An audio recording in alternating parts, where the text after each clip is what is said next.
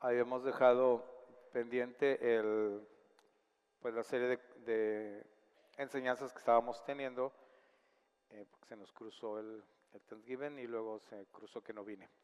Pero estábamos con el tema de cuerpo, alma y espíritu, ¿lo recuerdan?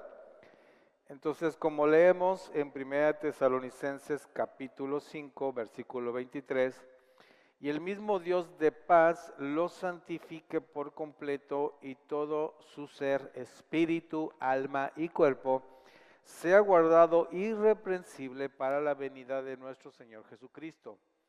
Fiel es el que los llama, el cual también lo hará. Entonces vimos que somos cuerpo, alma y espíritu y el propósito, el diseño de Dios es que seamos santificados tanto en cuerpo como alma como espíritu, y vimos el tema del cuerpo. Entonces, hablamos ahora del alma. El alma es un poquito más complicado, y como lo mencioné yo aquella vez, estos son temas muy vastos, son temas de estudio de muchas sesiones que no se pueden resumir tan fácilmente. Entonces mi intención no es resumirlas y voy a tener que ser pues muy reduccionista porque es una prédica, no es una clase ni un curso. Entonces va a haber muchas cosas que se pueden quedar en el tintero, o dudas que a usted le quedan, o cosas que usted sabe y dice, eso no lo mencionaron, no, pues no pudiera. Solamente es como un panorama general, ya en su momento podremos pues ampliar este tema. Por cierto, aprovechando eso, les quiero avisar que a partir de enero vamos a iniciar nuevamente los grupos de hombres y mujeres, y vamos a iniciar nuevamente las clases bíblicas. Entonces, les sugiero, usted me ayudaría muchísimo si de alguna manera se acerca conmigo y me dice de algún tema de estudio que le gustaría tomar. Es importante, yo tengo un cierto sentir sobre lo que hay que enseñar, pero también quiero saber cuáles son sus inquietudes. Entonces usted me dice, quiero que hable sobre la bestia de los 7 cuernos. Yo le, yo le enseño de la bestia de los 7 cuernos. Usted dígame. Entonces, digo, no es a la carta, pero es bueno saber cuáles son sus inquietudes, ¿no? Sus deseos de aprender. Bueno, entonces estábamos con el tema del alma. ¿Qué es el alma? Pues dependiendo, si le preguntamos al Dalai Lama, nos va a dar una definición. Si le preguntamos a Freud, si pudiéramos hacerlo, pues nos va a dar otra definición. Si le preguntamos a Jung, pues nos va a dar otra definición. Si le preguntamos a Camus, pues nos va a dar otra definición, y así nos podemos ir bien engranados con cada quien lo que define como es un alma, dependiendo de la perspectiva médica, psicológica, antropológica, filosófica o religiosa. Entonces, no es el tema andar definiendo qué es el alma, porque finalmente usted y yo somos ¿qué? Cristianos, somos ¿qué? Creyentes. Entonces, como creyentes, nosotros encontramos una definición del alma en la Biblia. Y si nosotros encontramos una definición del alma en la Biblia, pues creo que nos debería de ser principalmente la definición de nuestro entendimiento. ¿Está de acuerdo conmigo? No estoy diciendo que la definición del alma que viene en la Biblia sea la única, o no pueda ampliarse, o no tenga todo un cúmulo de conocimiento por estudiar. No estoy diciendo eso. Lo que estoy diciendo es que si yo soy un creyente y mi vida se fundamenta en virtud de la palabra de Dios, pues tendría que tomar en cuenta principalmente lo que en la palabra de Dios está escrito. ¿Están de acuerdo conmigo? Bueno, entonces, cuando hablamos del alma, hablamos de esa parte de nuestro ser que somos trinos, donde está, donde está metido, si lo podemos decir así, la mente. El alma es la mente. Y en la mente están las emociones, la voluntad y los pensamientos. Están las emociones, la voluntad y los pensamientos. Entonces, una de las cosas más características y más truculentas del ser humano son las emociones. Las emociones es algo muy poderoso, exageradamente poderoso. Entonces, una emoción puede provocar todo un cúmulo de acontecimientos que pueden escalar en cosas muy sublimes o muy terribles. Las emociones es algo que nosotros como creyentes tenemos que entender que tienen que sujetarse y gobernarse plenamente a la unción del Espíritu Santo. Porque si las emociones no son gobernadas, nuestra vida puede ser un verdadero desastre, un momento, un instante. Yo recuerdo una película que vi hace muchos años que se llamaba Un momento, un instante, y habla sobre un piloto de Fórmula 1. Y todo se reduce al hecho de que él en su truculenta vida de piloto y todo lo que le pasaba en un momento en que está en un circuito circulando a 310 kilómetros por hora, imagínense lo que es eso, se distrae, se desconcentra por un suceso que trae clavado en el corazón y esos 2 segundos de distracción se sale de la pista y se hace pedazos. Un momento, un instante. En un momento, un instante, donde una emoción, o sea, donde un pensamiento evocó una emoción, eso lo desconcentró y eso le costó todo. Entonces, así de fuertes pueden ser las emociones. Entonces, hay que entender esto, ¿no? ¿Qué es una emoción? Vamos a ver qué dice nuestro idioma, el español. ¿Qué es una emoción? Alteración del ánimo intensa y pasajera, agradable o penosa, que va acompañada de cierta conmoción somática. Va de nuevo. Alteración del ánimo intensa y pasajera, agradable o penosa, que va acompañada de cierta conmoción somática. Entonces yo dije, pues suena bien chido, pero que es somático, ¿no? Que yo no, pues, más o menos entendía que era eso, pero no lo tenía del todo bien definido. Entonces me remití a ver qué era somático, perteneciente o relativo a la parte material o corpórea de un ser animado, es decir, lo físico. Entonces, una emoción es algo que altera nuestros sentidos y altera nuestro cuerpo. Si a ti te da miedo, bueno, yo sí, a mí sí me ha pasado ver personas que están inmensamente felices y están así. Y están felices. Si hay sus casos, si hay sus casos. Yo me acuerdo de un maestro de la palabra maravilloso, Carol Thompson. Qué persona tan inexpresiva. Me desesperaba. Yo todo un latino saleroso y él todo un sajón se paraba, empezaba a hablar y su máxima expresión de emoción era cuando decía algo y se reía. ¿Ya? Eso era que ya se estaba desgobernando cuando hacía eso. Tú dices, híjole, no puede ser. Pero por lo general los seres humanos no somos así. O sea, una emoción te conlleva a que físicamente actúes, reacciones, hay una kinesis, hay un movimiento de cuerpo. Si estás contento, si estás triste, si estás enojado, estés como estés, la emoción te provoca una reacción somática. Entonces, volvemos al tema, somos cuerpo, alma y espíritu, pero no podemos separar una cosa de otra. O sea, las emociones, lo que hay en la mente se va a reflejar en el cuerpo. Muy bien. Entonces, nuestros pensamientos alteran nuestras emociones y nuestras emociones alteran nuestros pensamientos. Es decir, una emoción va a alterar lo que piensas o un pensamiento va a alterar lo que sientes. Estudiando me encontré un artículo bastante interesante, se los voy a leer. Son cosas que yo sé que usted ya sabe, pero de todas maneras, permítamelo leérselo.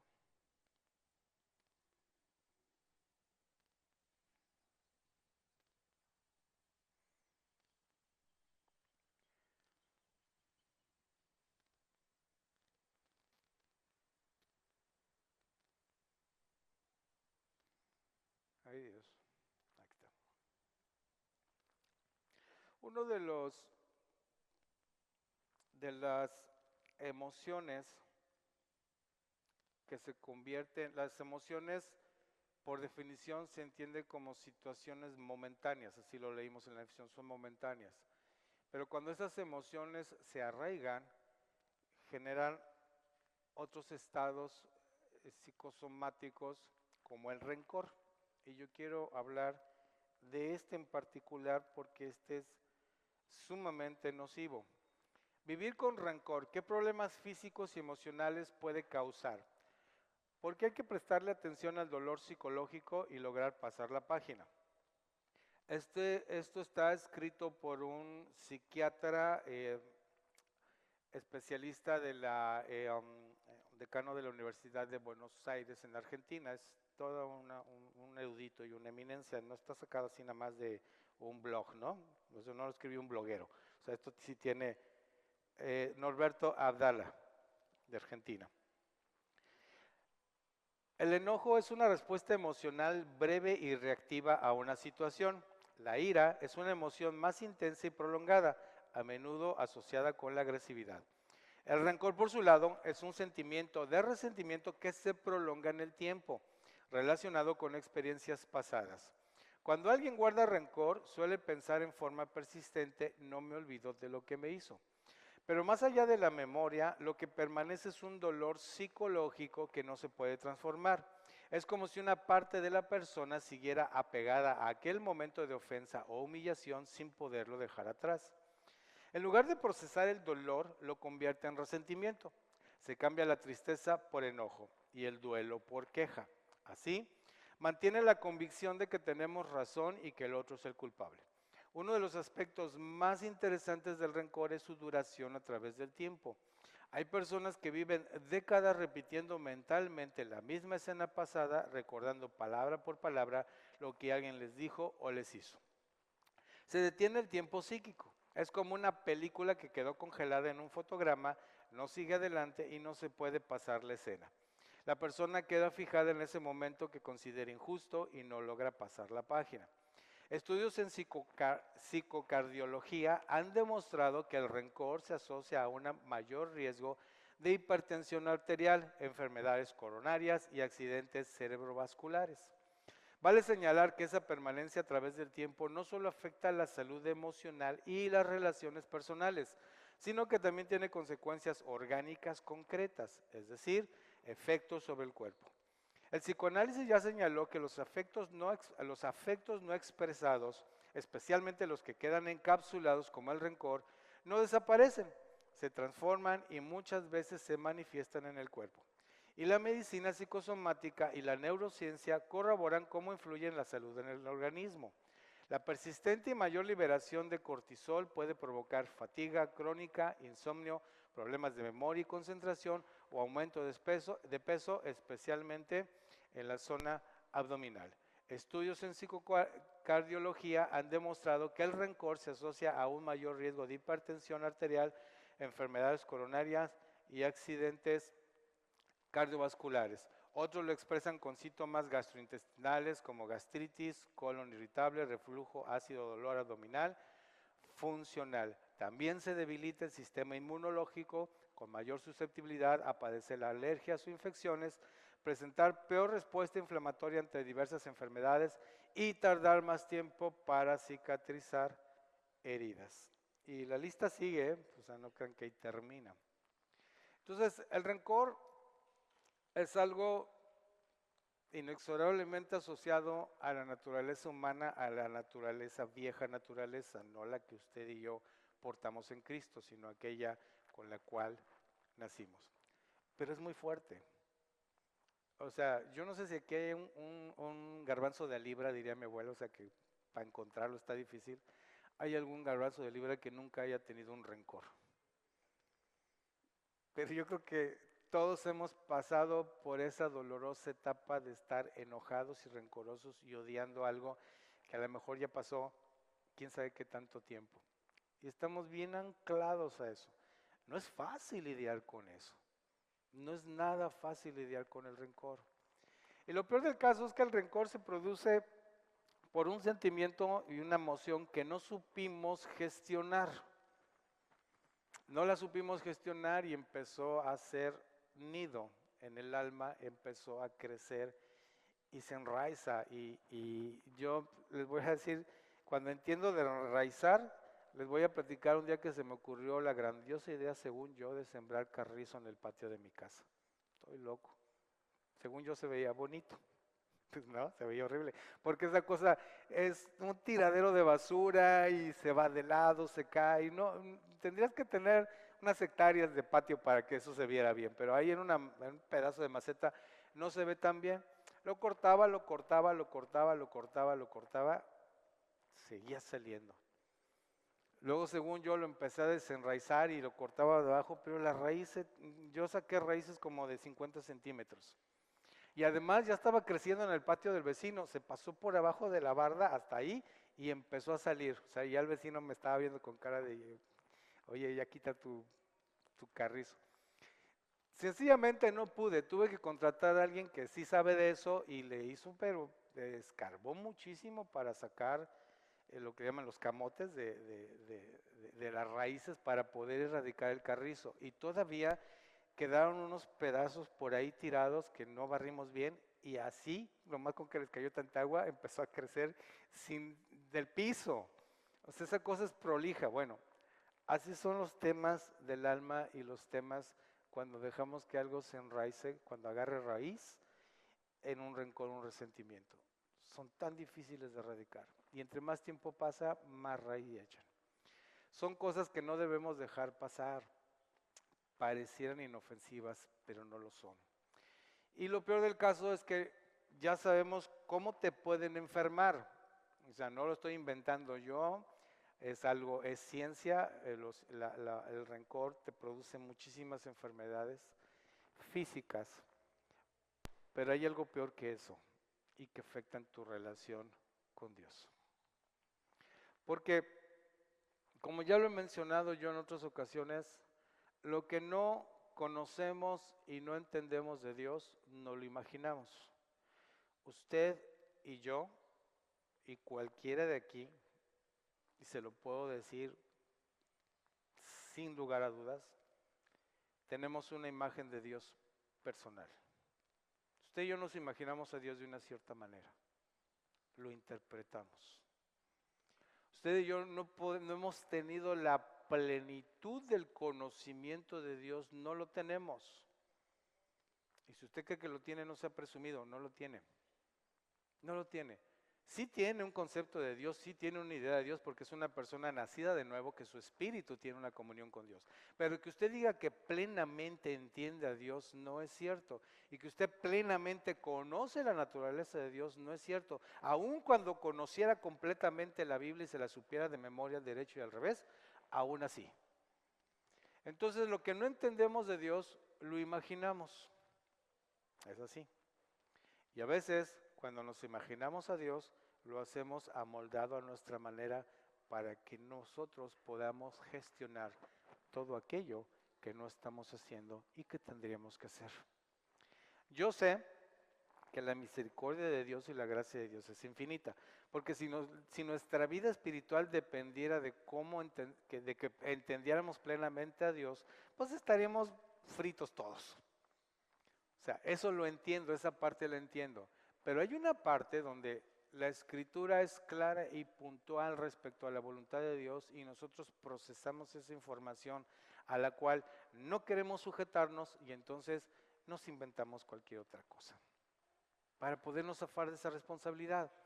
El asunto es que empezamos a servir a un Dios imaginario, a ese Dios que acepta cosas que no acepta, pero que nosotros creemos que acepta.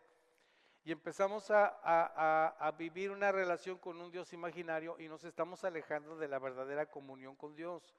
Es una muy mala pasada que nuestra mente nos hace. Y todo se desprende precisamente de eso. Cuando nosotros no gestionamos las cosas de acuerdo a la palabra de Dios y las empezamos a querer gestionar de alguna manera que a mí me pueda servir, que pueda racionalizar lo que yo creo o pienso. Voy a ser más concreto en esto. Acompáñenme, por favor.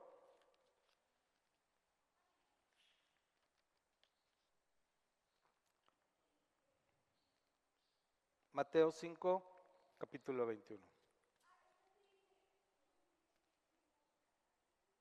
Mateo 5, 21.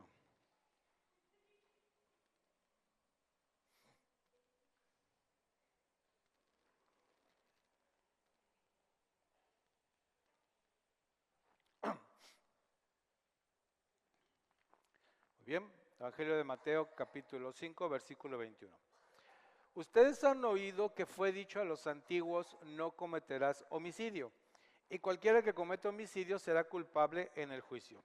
Pero yo les digo que todo el que se enoje con su hermano será culpable en el juicio. Cualquiera que le llame a su hermano necio será culpable ante el Sanedrín, y cualquiera que le llame fatuo será expuesto al infierno de fuego.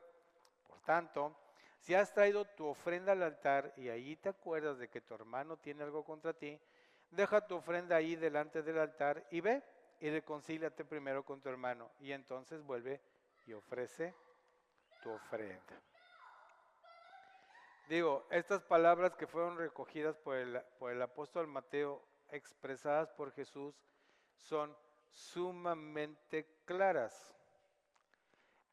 La ofrenda en el altar tiene una representación del todo, porque ¿qué es la ofrenda en el altar? Es lo que tú estás llevando para rendirle culto al Dios al cual sirves. O sea, llevar la ofrenda al altar es la declaración de yo te sirvo a ti. Así de importante es. O sea, estoy sujeto a ti, dependo de ti, te sirvo a ti, vivo por ti. Y si ese Dios al cual estás llevando la ofrenda te dice, si vienes a decirme que me sirves y andas peleado por allá, no vengas, no vengas, diría mi abuela cuando llegaban sus nietos a verla. Miren, si van a venir para estar peleando, váyanse a su casa, ni me vengan a ver. Así nos decía. Porque llegábamos y de repente a mal pleito y pues ella se fastidia. Si van a venir a estar peleando, váyanse a su casa, no vengan a verme. Si van a venir aquí, se van a estar, como decía, se van a sosegar. Te van a sosegar. Bueno, pues es lo mismo. O sea, si Dios te está diciendo, estás lleno de rencor, ira, enojo y bronca contra medio mundo, y luego quieres venir a presentarme una ofrenda, no vengas. Eso es duro. Eso es duro. A mí, la verdad, esas cosas me pegan muy duro. Porque yo sé perfectamente que he estado parado ahí, levantando mis manos, llorando, todo conmocionado, según yo en la presencia de Dios, y nada más me estoy haciendo rollos mentales. Todo es totalmente una emoción humana. ¿Por qué? Porque yo sé perfectamente en lo que ando y lo que estoy haciendo. Y vengo a presentar una ofrenda que no es aceptable, que no es agradable. ¿Por qué? Porque estoy lleno de rencor. Estoy enojado, traigo pleito con un montón de cosas, pero sí vengo a levantar mis manos y a sentirme bien. Eso es humano, es una ortopedia, es un engaño. Si lo queremos hacer y nos hace sentir bien, qué bueno, pero ahí es donde empezamos a imaginar un Dios que no existe. Y donde empezamos a rendirle culto a un Dios que no existe, que está hecho a nuestro modo. ¿Por qué? Porque la Escritura dice, ven y preséntate delante de mí, pero primero arréglate. Ahora, yo sé porque soy una persona, para bien o para mal, soy una persona pragmática, o sea, me gustan las cosas prácticas, no me enrollo tanto. Entonces, siendo pragmático, si yo voy a andar buscando a cada persona que está enojada conmigo, a veces ni enterado estoy. Se vuelve una tarea muy complicada, ¿no creen? A veces ni siquiera sabes de los malos quereres que hay personas que traen contra ti. Pero al menos si alguien se acerca contigo y te expresa lo enojado que está, atiéndelo, velo, escúchalo, reconcíliate. Y en lo que tú sí puedes hacer es tus propios rencores, eso sí los puedes gestionar delante de Dios. Ahí no te puedes hacer para otro lado. Ahí sabes perfectamente. Ahora, que es fácil, mis hermanos, no es fácil, no es más, es imposible. Eso es imposible. Yo les voy a platicar una breve historia que tuve como experiencia y que marcó realmente mi vida y en lo espiritual porque me ha servido para caminar. En el Evangelio, cuando estaba en la escuela bíblica, tenía yo un compañero que mm, llegó como estudiante foráneo. Yo, dicho sea de paso, llegué como estudiante foráneo, aunque tengo familia en Ciudad de México. A mí, cuando yo le dije a Palemón, que era mi pastor, que me quería al Instituto Bíblico, me dijo, sí, pero llega como estudiante foráneo, el trato, el crecimiento es mucho mejor que llegues con tu familia, te vas a distraer. Y así lo hice. Entonces yo era el Tony de La Paz, pero no el fashion, ¿eh? Era el Tony de La Paz, así me decían. Entonces, pero tenía un compañero que venía de Michoacán, y ¿saben algo? Cuando estaba en el terminando el segundo semestre, su congregación se dividió. Y al dividirse, se quedó sin pastor. Y ellos lo apoyaban porque él llegó a estudiar becado por su congregación. Así que se acabó el pastor y se acabó la beca. De repente se quedó sin cómo. Y luego, peor todavía, se había criado con una tía que lo recogió porque se quedó huérfano desde muy morrito. Y pues ya una tía viejita. Se le murió la tía. Y los hijos, o sea, los primos, vendieron la casa. Yo no tenía casa, no tenía familia. De un día para otro no tenía absolutamente nada. Entonces él empezó a trabajar y la verdad es que era una persona con un montón de problemas. Pues quién no, así imagínense, ¿no? O sea, francamente, o sea, se entiende. Con un montón de problemas dentro de él. Estaba trabajando, no le pintaba bien, a veces no sacaba lo suficiente porque estaba destajo, vendía cosas. Era un rollo. El chiste es que un día llegó fastidiado, enojado, cansado, harto, muy alterado emocionalmente. Y había un compañero ahí también que vivía con nosotros, pues que para él la vida era muy fácil. Sí, la vida era fácil, a él le pagaban todo y no tenía preocupaciones de nada. Entonces se hicieron de discusión por unos platos sucios que quedaron ahí, que mi amigo, vamos a decirle Paquito para no revelar su identidad, que mi amigo Paquito tenía que haber lavado y no lavó porque ya estaba muy cansado, y el otro llegó y lo regañó porque era el asistente que tenía que poner orden ahí. Se hicieron de palabras, eso escaló y Paquito se lo surtió. Le puso sus cates, sus estate quietos y tan. Luego llegó otro y ya Paquito engranado también le puso sus cates, porque quiso meter paz y le puso sus cates. Bueno, ahí quedó la cosa. Cuando yo llegué, o ya lo encontré más tranquilo, o me apreciaba más, porque a mí no me puso mis cates. Al menos a mí no, yo sí la libré. Cuando tratamos el tema en la dirección, el segundo compañero al cual le pegaron lo perdonó, dijo, mira, yo te perdono, no pasa nada, empezamos de cero. Pero el primero no. El primero dijo, citó textualmente todas las partes del reglamento de la escuela donde una agresión física implicaba una expulsión inmediata de la escuela. Se dio la tarea, porque yo normalmente nunca leo los reglamentos, no sé si usted los lee, yo nunca los leo, y casi nadie los lee, pero él se dio la tarea, tampoco lo había leído, pero se dio la tarea de buscarlo, leerlo, para ver de qué manera podía votar este cuate, y lo encontró. Cualquier agresión física de parte de un alumno amerita inmediata expulsión. Entonces, el director de la escuela dijo algo que marcó mi vida para siempre, de esas cosas que alguien dice y tú sabes que vienen de parte de Dios. Dijo, mira, como director de la escuela estoy obligado a expulsarlo. Eso dice el reglamento y se acabó. Pero como cristiano, yo no puedo hacer eso. Te lo voy a quedar a deber. Porque si yo lo expulso, lo estoy echando literalmente a la calle, a una condición de calle. No tiene casa, no tiene dinero, no tiene familia. ¿Dónde rayos crees tú que va a ir? Y él dijo, eso a mí no me importa. Él tenía que haberlo pensado antes de lo que hizo. Y él le contestó, lo que tú estás pidiendo es justo, porque justo es darle a cada cosa lo que corresponde, eso es lo justo. Lo que corresponde se lo das a cada cosa, eso es lo justo. Lo que tú estás pidiendo es justo. Dijo, el asunto es que cuando nosotros hacemos la justicia deja de ser justo. Dijo, con una actitud así, yo no te gradúo, le dijo.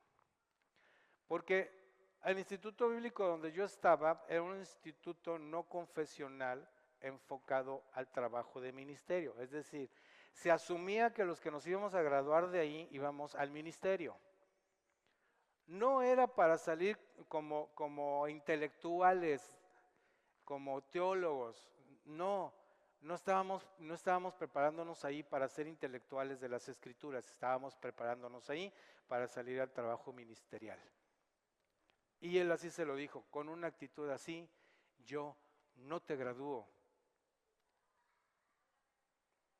Porque no puede ser posible que no haya un dejo de misericordia en tu persona.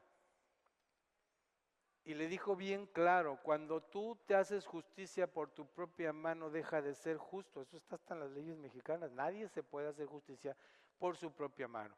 Ahora, yo no estoy diciendo que si tienes necesidad de presentar una demanda porque alguien te quiere despojar, no lo hagas, o sea, hazlo.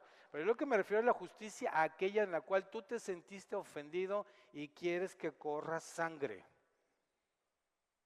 Quieres que corra sangre porque tú te sentiste ofendido y tienes que sentirte resarcido y satisfecho de tu venganza. Eso es lo que es terrible. Eso es lo que es terrible.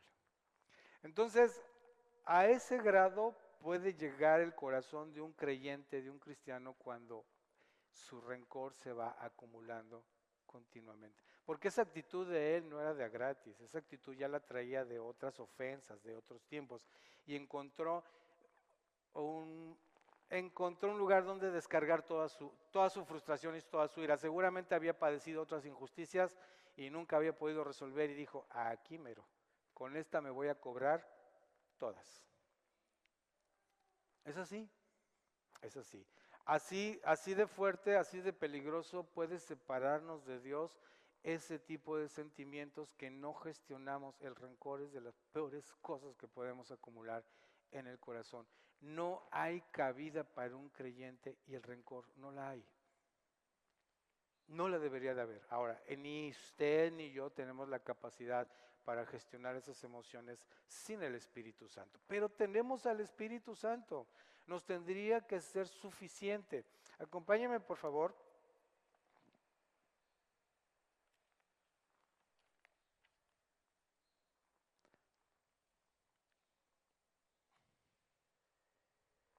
Que habíamos leído Mateo 5, ¿verdad? Acompáñame, por favor, a Efesios 4, versículo 31.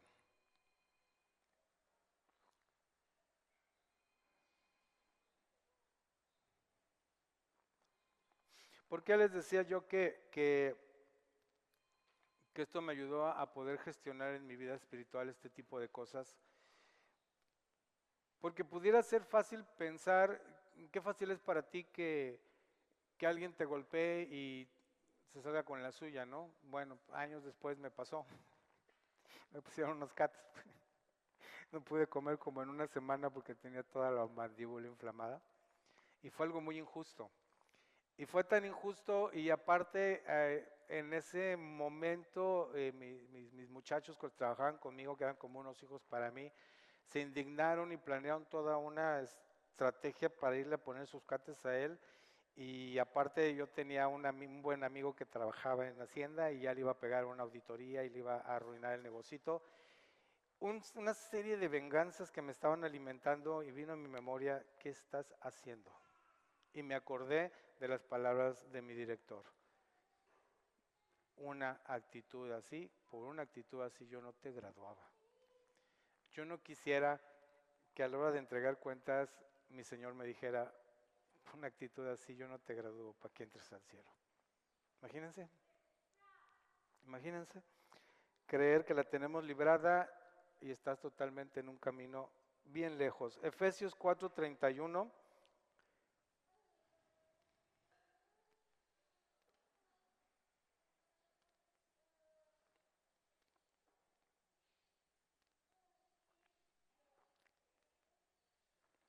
Quítese de ustedes toda amargura, enojo, ira, gritos y calumnia, junto con toda maldad. Más bien, sean bondadosos y misericordiosos los unos con los otros, perdonándose los unos a otros como Dios también los perdonó a ustedes en Cristo. Y saben una cosa, cuando el apóstol Pablo dice, así como Dios los perdonó a ustedes, a mí me remite mucho la carta que le escribe Pablo a un tal Filemón.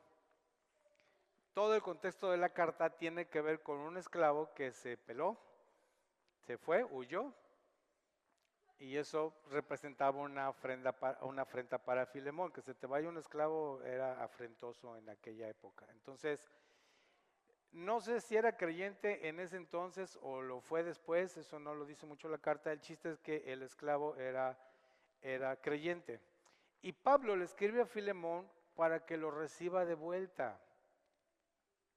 Pablo le escribe a Filemón para que lo reciba de vuelta. Vamos a leer, no vamos a leer toda la carta, pero vamos a leer Filemón, capítulo 1, versículo 18. El tal esclavo respondía al nombre de Onésimo. Y se lee: si Onésimo te hizo algo malo o si te debe algo, cóbramelo a mí. Con esta firma que es de mi puño y letra, me comprometo a pagarte todo. Aunque francamente no deberías cobrarme nada, pues todo lo que tienes y todo lo que eres me lo debes a mí. ¿Saben una cosa? Eso no lo estaba hablando Pablo, eso lo estaba hablando Jesús. O sea, eso que escribió Pablo no se le ocurrió a él, no nació de él, imposible que semejante cosa haya nacido de él. Eso vino de la mente de Cristo viviendo en Pablo, de la naturaleza de Cristo viviendo en Pablo. Recíbelo. Si te debe algo, cóbramelo a mí. ¿Te atreverías tú a reprocharle algo a nuestro Señor Jesucristo? ¿Te atreverías a considerar que Él tiene una deuda contigo? Entonces, si te dice, ¿tienes algo contra tu hermano? Perdónalo. Se acabó. ¿Qué es fácil, mis hermanos? No es fácil. Hay cosas que duelen mucho, muchísimo. Hay cosas que cuestan mares de llanto. Hay cosas que sientes cómo se te clava en el corazón. ¿Lo han sentido? Es horrible. Es horrible cuando alguien te ha lastimado. Horrible. Pero ¿saben algo? Cuando experimentas la libertad que el Espíritu Santo trae a tu alma, a tu mente, en perdonar, estás elevado en los cielos. ¿Lo han sentido? Amén. Amén. Porque es uno de los sentimientos más fuertes, más álgidos. Son las cosas con las que tenemos que batallar más. Ahí es donde verdaderamente dices, o soy o no soy creyente, porque ahorita voy a agarrar todo esto y lo voy a clavar en la cruz y se acabó. Porque tengo un Dios todopoderoso, el cual habita dentro de mí y su espíritu vive en mí y tengo todo para hacerlo, todo. Nada más requiere mi voluntad. Es lo único que requiere, tu voluntad. Son cicatrices. Miren, aquí tengo una.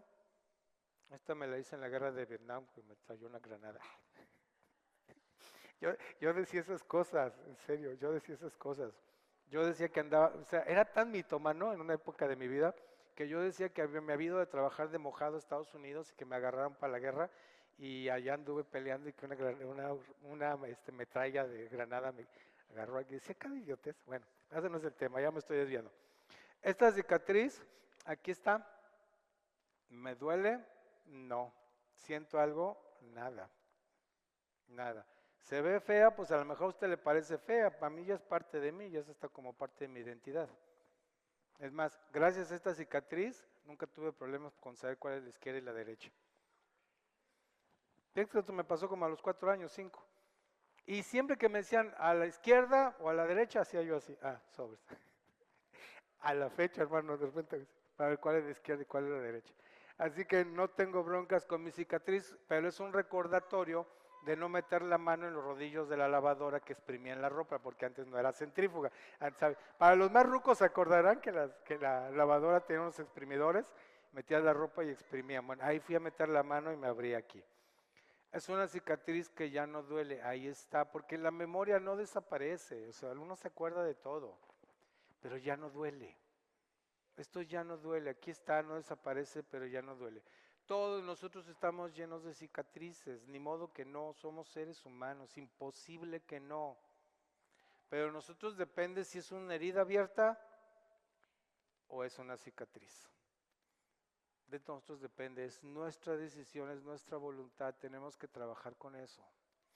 Ahora, el rencor y la ofensa vienen porque nosotros la albergamos desde el primer momento en que se presenta, y esta es sumamente subjetiva, sumamente subjetiva. Es decir, muchas de las ofensas tienen que ver con la apreciación de cómo tú te sentiste en el momento. ¿Están de acuerdo conmigo? Tiene que ver con la entonación de voz que tú interpretaste, que si era áspera, que si era hostil, que si era así, que si era así. Muchas veces es así, otras tantas es producto del momento que estamos viviendo, hasta hormonal. Tiene que ver para agarrar una ofensa. Entonces, dice la ciencia, dicen los blogs, fíjense la diferencia, ¿no? Dicen los blogs que el ser humano tiene de 50 a 60 mil pensamientos por día. Entonces, como la verdad a mí no me gusta que me mientan, yo dije, ¿y cómo saben? O sea, es interesante decir, ¿cómo lo miden, no? O sea, ¿de dónde pueden medir eso? Entonces empecé a investigar, investigar, investigar, y entre tanta basura me encontré con un estudio que dice eso de los 50, 60, quién sabe quién lo dijo, y se hizo popular, y todo el mundo lo repite, y todo el mundo repite, estudios científicos dicen, pero nunca citan fuentes. Entonces, este estudio sí se hizo en la Universidad de Miami, y es un estudio que dice que son entre 6,000 y 6,500. ¿Cómo lo midieron? A través de resonancias magnéticas. Se ponen la resonancia en tu cerebro, ahí hay impulsos eléctricos que se ven a manera de sombras. Entonces, cuando hay un pensamiento, se ilumina una parte, y entonces empiezan a aparecer las luces y las miden. Esos son los pensamientos. Así es como lo midieron. Entonces, imagínense 6,500 pensamientos diarios, son un montón. Son un montón de pensamientos. ¿Usted tiene idea de todas las cosas que pensamos? Y muchos de ellos son flashes, ¿no? Así, pensamientos que te vienen. Pero nosotros tenemos la capacidad de juzgar y decidir qué pensamientos acoges, cuáles sigues, cuáles no, cuáles haces caso, cuáles no. Eso depende de nosotros. Entonces, algo dentro de la salud mental importantísimo es dejar de estar dándole seguimiento a pensamientos inútiles, obscenos, querellosos y demás. Es perder el tiempo. Es perder el tiempo. O sea, yo por ejemplo me digo, yo no me puedo enojar con una persona que no me salude. Si me la encuentro en la calle, les voy a decir por qué. Porque yo hay un montón de gente que me encuentro en la calle y no la saludo. ¿Y saben por qué? Porque no veo bien. De veras. Oye, qué sangrón eres, te saludé y ni caso me hiciste. Créeme que ni te vi. Y si te vi, ni te reconocí porque soy malo para las caras también. Imagínense, imagínense qué voy a hacer. Entonces, así por el estilo me pongo a pensar en un montón de cosas que yo a veces respondo hosco, respondo feo. Pues en momento así me agarraron tenso, no sé qué. Entonces, he aprendido que mis actitudes no son de una persona de 100 ni de 10. Entonces, si yo soy así y entiendo que no lo hice adrede, pues ¿por qué me voy a enojar con otra persona porque dijo lo mismo? Y no se diga de los comentarios que a veces hacemos. Hay muchos comentarios que decimos, a veces no conectamos bien la boca con el cerebro. ¿Le pasa? A mí me pasa seguido. Yo muchas veces no conecto la boca con el cerebro y digo cosas que no debí haber dicho. Y luego me arrepiento porque ¿para qué dije eso? O sea, es más, ni siquiera lo pienso. En una ocasión me sonó el teléfono, contesté y era mi asistente. Venía hablando con el otro asistente. Venían hablando de mí. Ay. No tienen idea las cosas que escuché. Y luego aparte, que uno de ellos era mi pupilo, era como un hijo, es en serio, era como un hijo, bueno, sigue siendo como un hijo, pero era como un hijo al grado de que en el negocio cuando él llegaba lo trataban como me trataban a mí porque pensaban que era mi hijo, por la manera en que yo lo trataba, o sea, creían que era mi hijo. Y, y lo oí vociferar contra mí y el otro dándole, porque era él, dándole dándole cuerda y bla, bla, y bla, bla, bla. Cuando llegó, le dije, oye, hermano, te voy a dar un consejo. Revisa bien tu teléfono que esté cerrado porque, o quítame a mí del primer directorio, porque a mí me pasa que se me marca el teléfono y es el primero que está en mi directorio, porque no sé por qué, pero mis nachas les gusta hablar por teléfono. Yo no les digo, pero a ellas les gusta. Y empiezan a moverle al teléfono y se meten y marcan y todo. Y hasta dejan recado, yo creo, no sé. Pero el chiste es de que cómo me meten líos. Bueno, le dije, revisa bien que esté tu teléfono apagado porque te oí hablar con el Brandon todo lo que dijiste de mí. Mira, se puso de todos colores. Le dije, pero la neta, bro, no estoy agüitado y te voy a decir por qué. Tú no has escuchado lo que yo digo de ti cuando me enojo, pues. Es verdad. O sea, yo siempre lo consideré un excelente empleado, siempre lo consideré una excelente persona, una gente leal a ultranza conmigo, irreprochable en su honestidad y su honradez, pero también cometía errores. Y cuando yo me enojaba con él, empezaba a decir un montón de cosas que ni sentía, ni pensaba, ni creía, pero en ese momento las soltaba. ¿Le has pasado? Entonces, si yo hacía esas cosas, ¿por qué no las pudiera hacer él? Y así le dije, yo sé que todo eso que dijiste fue un desahogo porque ibas enojado, porque no creo que realmente tengas esos sentimientos hacia mi persona, porque si los tuvieras ya no estarías aquí. Y me has demostrado lo contrario, entonces ahí muere, ya te desahogaste, ya te sacaste a balcón, nomás ten cuidado con tu teléfono, porque al rato vas a hablar mal de alguien que sí te va a meter en un lío. Pero es verdad, es verdad. Somos tan inmediatos para agarrar ofensas, tan inmediatos. Hay un montón de circunstancias por las cuales una persona te puede ofender. No te la tomes tan personal, por favor. No te la tomes tan personal. Cuando es una actitud recurrente, cuando es un tema de continuamente, pues ya ahí ya estamos hablando de otro tema que también que habría que gestionar. Pero porque ocasionalmente te hablaron feo, no te contestaron, no te saludaron, te hicieron una cara o lo que sea, ya de ahí te vas a agarrar todo un estilo de vida para tu relación interpersonal con esa persona por lo que te hizo ese día. No es sano, no es sano y mucho menos para tu vida espiritual. No está considerado en el diseño de Dios, de su iglesia, de sus hijos. Eso no está considerado, ¿sabes? Y mira que Él debe saber de eso. Nuestro Señor Jesucristo debe saber de eso. ¿Cuánta gente no habló mal de Él? ¿Cuántos no dijeron que estaba loco, que estaba fuera de sí? ¿Cuántos no le dijeron que tenía un demonio? ¿Y qué hizo con todo eso en la cruz? Perdónalos porque no saben lo que hacen.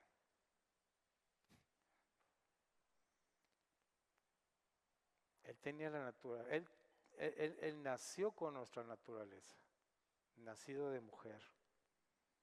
No era un ente, no era etéreo flotando, no era un espíritu. Tenía carne, tenía sangre, tenía emociones.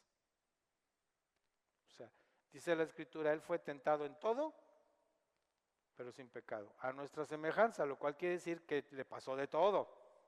Y cuando es todo, es todo. Así que no hay absolutamente nada que nosotros podamos decir que Él no padeció. pero así como en él operaba el Espíritu Santo y la naturaleza divina, en este momento en usted y yo opera el Espíritu Santo y la naturaleza divina para vivir como conviene. ¿Podemos? Sí, pero depende de nosotros.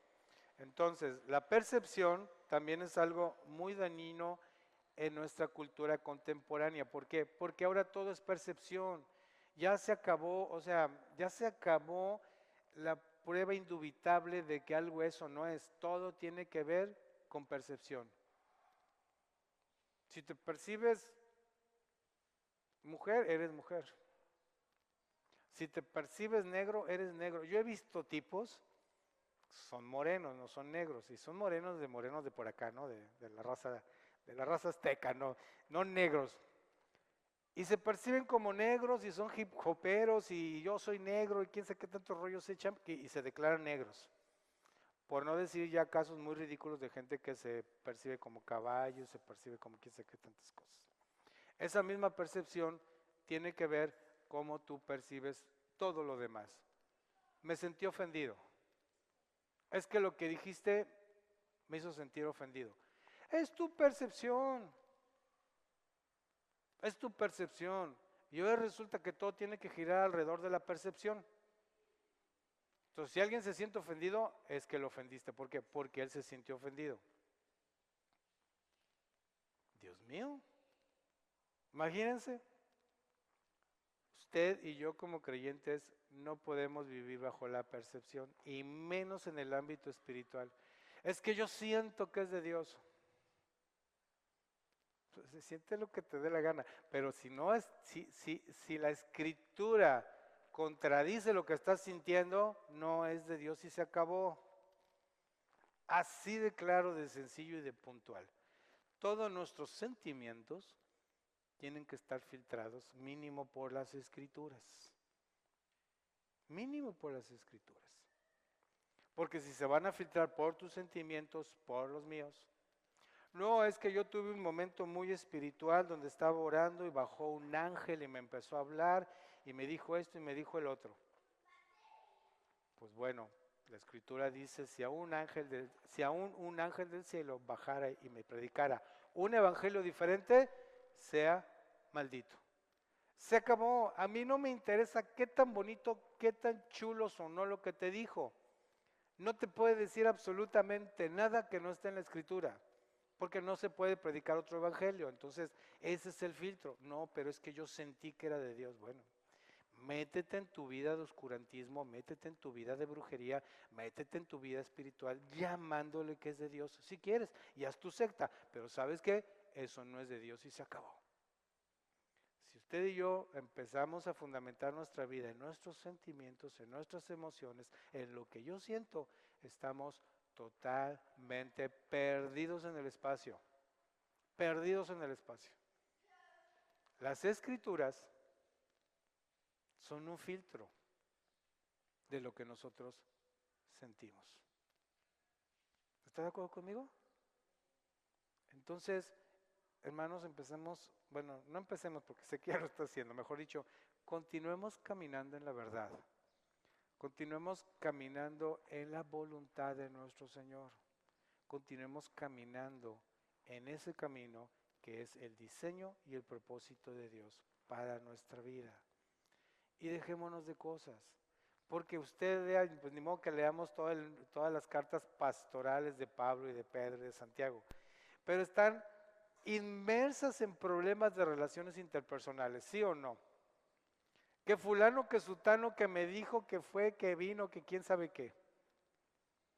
Y tú dices, pues con razón Pablo llegaba en un momento en que decía, por lo demás ya nadie me molesta, yo llevo las marcas de Cristo, hagan lo que les dé la gana, yo ya les enseñé. Si no van a hacer las cosas, ya no me metan a mí.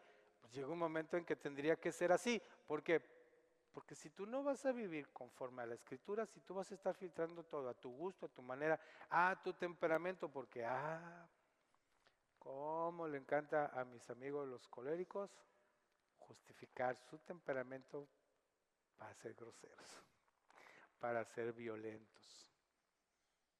Cómo les encanta a mis amigos los sanguíneos justificar su temperamento para ser irresponsables, para ser desestructurados.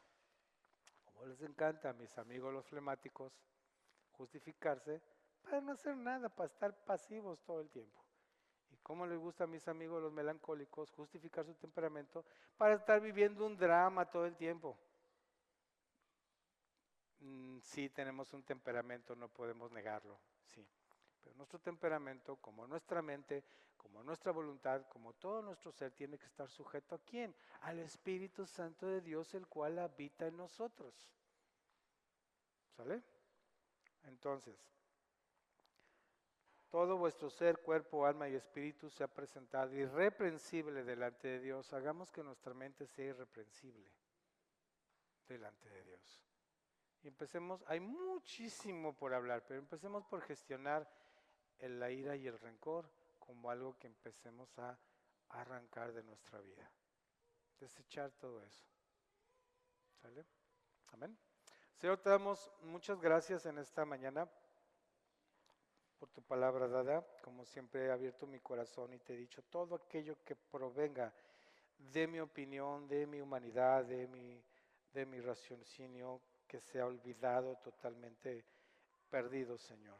Pero todo aquello que haya sido inspirado por tu palabra, que pueda hacer carne en mi corazón, el corazón de mis hermanos, Señor, y lleve mucho fruto.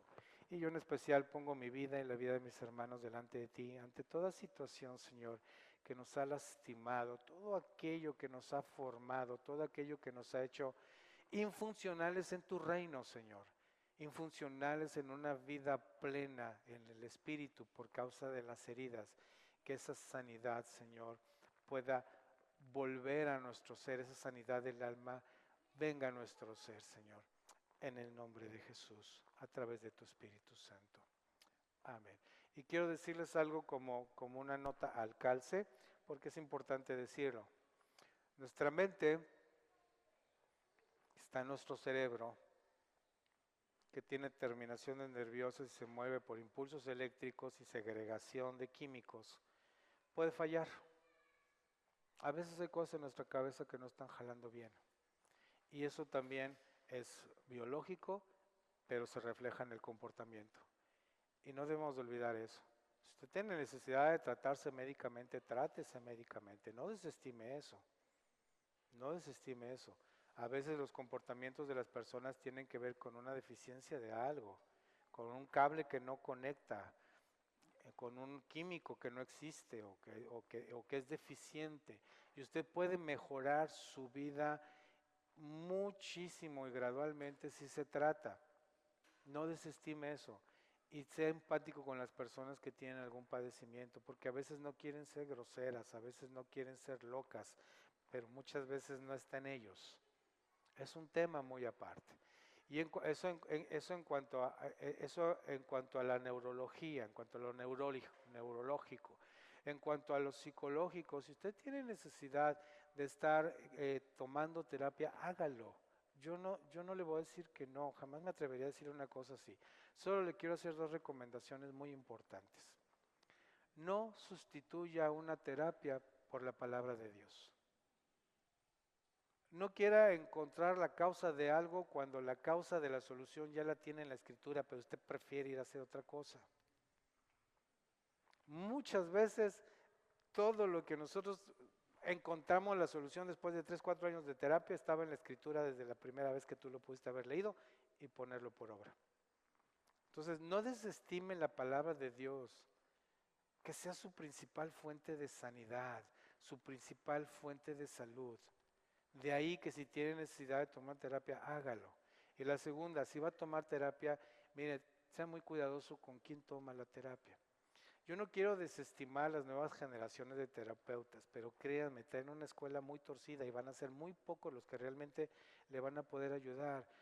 Los demás están inmersos en culturas woke y en una bola de cosas que no tenemos nosotros nada que ver con ellos.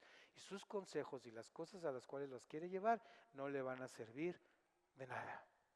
Y lo van a alejar de la fe. Entonces tenga mucho cuidado con qué clase de terapeuta usted se acerca. De ahí en fuera, hágalo. Yo he tomado terapia, me ha tomado hasta terapia en familia. Y me ha hecho mucho bien. Y después, no que me haya arrepentido de tomarla, sino que a veces cuando estoy estudiando la escritura digo, pues si aquí estaba